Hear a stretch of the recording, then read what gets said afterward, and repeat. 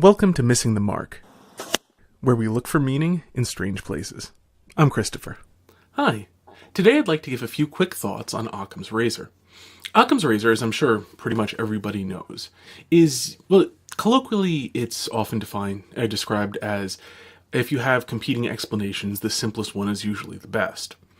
Less colloquially, it's often described as do not multiply entities beyond necessity. However, the curious thing is none of these formulations, and there are others, are actually really found in Occam's writings. William of Occam was a medieval philosopher he came a little bit after the scholastic period, but he was born something like 40 years after St. Thomas died, something in that range. St. Thomas Aquinas, that is. And what's especially interesting. I'm sorry. So you can't really find this in at least according to the sources that I've looked for. Just check out the Wikipedia article, and they sort of give you the best you can find, which isn't all that close. He certainly believed things like this. He actually used an argument like this. And what's really interesting and sort of ironic is that what he actually used the argument for was destroying Aristotelian categories, Aristotelian causation, really. But also, what he largely attacked was the idea of nature, that he was what's called a nominalist. That is a simple definition. Nominalism is a little bit hard to pin down. It's frankly a little bit wishy-washy, intellectually speaking. But nominalism is basically the idea that things that exist don't actually have anything in common. Each thing is entirely unique. And all that we have for the categories that we have are all simply names. That you have two chairs, that they're not the same sort of thing in any sense. They simply are two different things, but we happen to call both chairs. Essentially, that all similarities between things are simply reminiscences in us and not actually properties of the things. Now, that sounds very abstract, but what would this mean in practice? Well, although William of Occam, as I understand it, didn't particularly trouble to deny natural science, it actually would mean the destruction of natural science, because you can't have something like a law of physics, because a law of physics would have to apply to things with a nature, and since things don't have natures, which was a big thing, Aristotelian philosophy is all about that. Since things don't have natures, you can't apply to things that have natures, so they can't all act in the same way for the same reason. And in fact, what that Occam's razor, what that principle really was for, was essentially getting rid of science. In that the basic idea is you have all these things that act. Why do they act this way? Well, there's no reason to posit entities that don't exist, such as a law of physics. I'm sorry, posit entities beyond necessity. We know God exists. We know these things exist. So clearly God just makes them do these things in a direct sort of way. There's no reason to posit an entity beyond necessity, such as, for example, a law of physics. So the funny thing, given how Occam's razor tends to be quoted and who tends to quote Occam's razor these days, is that, in fact, its real purpose was destroying naturalism, rather than promoting it, even though it's promoted. Now, as I mentioned, though, and this is kind of the curious thing, you can't really find Occam having stated it this way. He wasn't particularly concerned about it. It wasn't the sort of thing he was after, and so he never really stated it sort of succinctly that way. You can, however, and I just find this really funny and very ironic, find this principle stated by St. Thomas, who, as I mentioned, died something like 30 or 40 years before William of Occam was ever born. You can find it in the Summa Theologica, Volume 1, and it's actually way in the beginning, right here in Question 2, Article 2. Question 2, Part 1, Question 2, Article 2, which is whether it can be demonstrated that God exists. I'm sorry, no, it's actually in the third article. I apologize. I have the bookmark here. Third article, whether God exists. And for those who aren't familiar, St. Thomas, the Summa Theologica, and actually most of what St. Thomas wrote, philosophical stuff, his poetry obviously was different, But he wrote in a very interesting style that didn't exist before and mostly doesn't exist afterwards. It's occasionally been aped, imitated, that is, but very rarely even that. So the basic format is he has the question, then he has objections, then he has on the contrary, followed by an explanation of the answer, and then followed by answers to the questions. So everything St. Thomas does starts off with a list of counter arguments to his conclusion, or to his answer to the question. Oh, and it's something Bishop Barron had pointed this out, but just a very fascinating thing. If you think about it, just something that turns on its head a lot of people's very mistaken notions of the medieval period. Here, St. Thomas lived in the 1100s, in the high medieval period, and here is a friar, a Dominican friar, who is asking the question whether God exists, and gives arguments to show that God does not. He then answers them. But the point is, the idea of that people didn't, the idea of that people didn't really think is just utterly ludicrous and ahistorical. Okay, objection 1. It seems that God does not exist, because if one of two contraries be infinite, the other would be altogether destroyed. But the word God means that he is infinite goodness. If therefore God existed, there would be no evil discoverable. But there is evil in the world, therefore God does not exist. Okay, so that's objection 1, which is that's been talked about as the problem of evil, the problem of pain. I'm going to talk about that separately. The other objection to God existing that St. Thomas has is, further, it is superfluous to suppose that what can be accounted for by a few principles has been produced by many. Which is basically a succinct statement of Occam's razor, decades before Occam was ever born.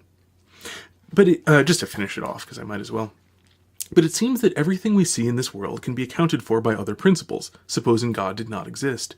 For all natural things can be reduced to one principle, which is nature, and all voluntary things can be reduced to one principle, which is human reason or will.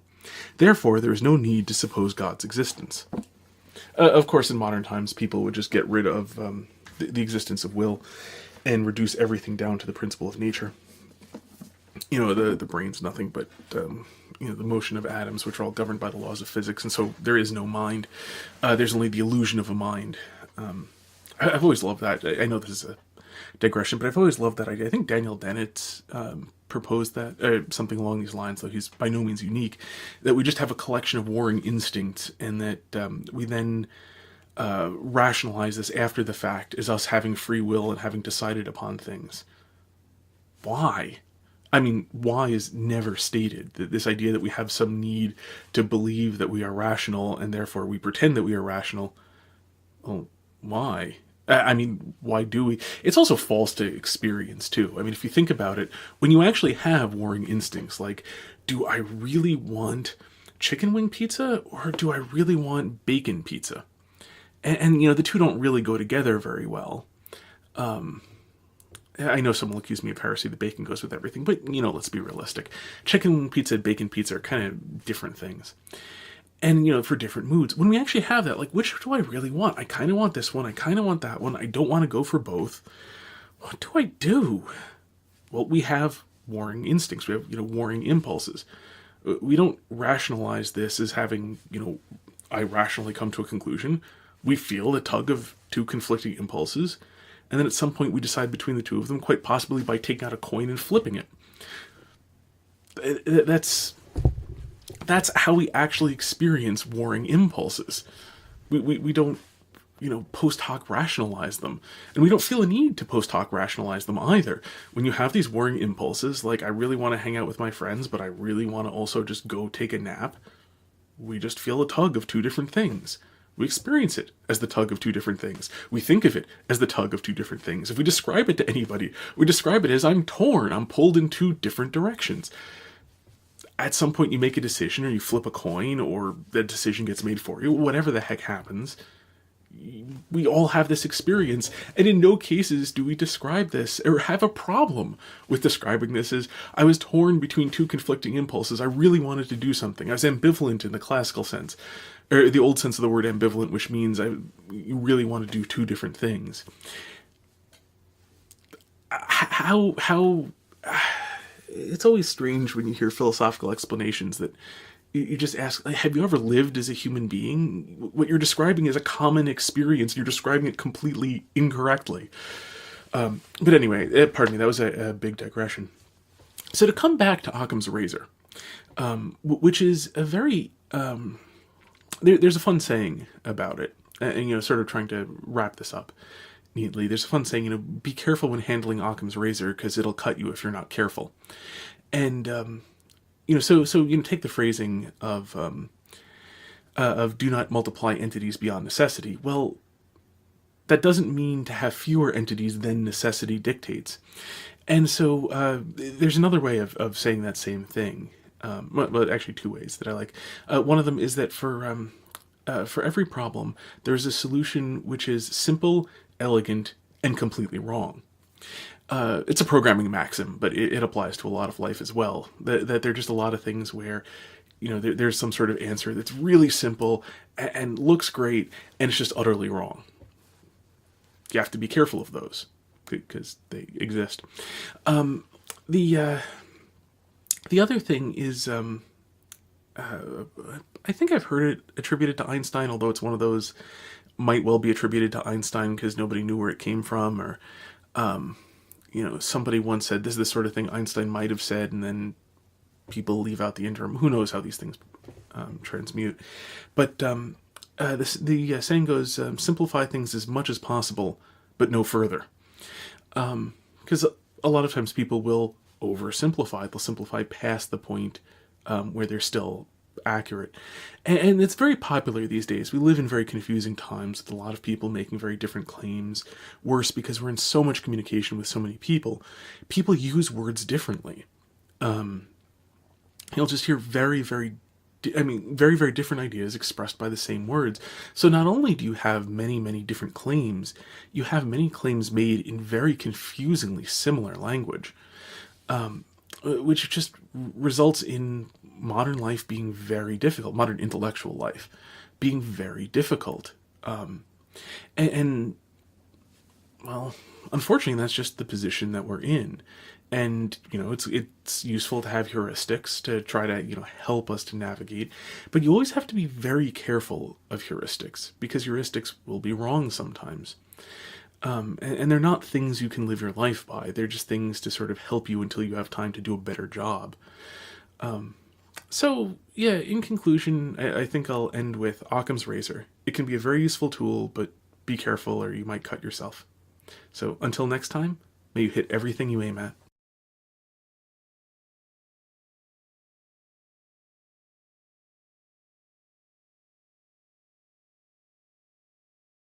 Welcome to Missing the Mark, where we look for meaning in strange places. I'm Christopher. Hi. Today I'd like to give a few quick thoughts on Occam's razor. Occam's razor, as I'm sure pretty much everybody knows, is, well, colloquially it's often described as if you have competing explanations, the simplest one is usually the best. Less colloquially, it's often described as do not multiply entities beyond necessity. However, the curious thing is none of these formulations, and there are others, are actually really found in Occam's writings. William of Occam was a medieval philosopher he came a little bit after the scholastic period, but he was born something 40 years after St. Thomas died, something in that range. St. Thomas Aquinas, that is.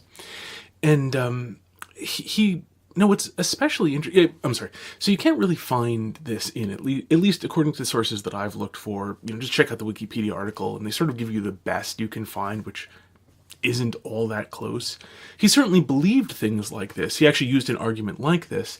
And what's really interesting and sort of ironic is that what he actually used the argument for was destroying Aristotelian categories, Aristotelian causation.